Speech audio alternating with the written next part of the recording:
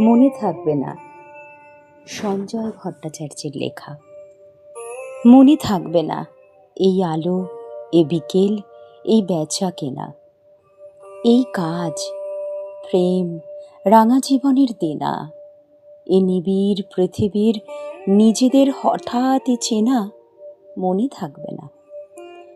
তবু কিছু থাকবে কোথাও, এই আলো, এই ছায়া যখন উধাও, বিকেলের উপকূলে বিকেলের শ্বাস ফেলে চুপচাপ ঝাউ।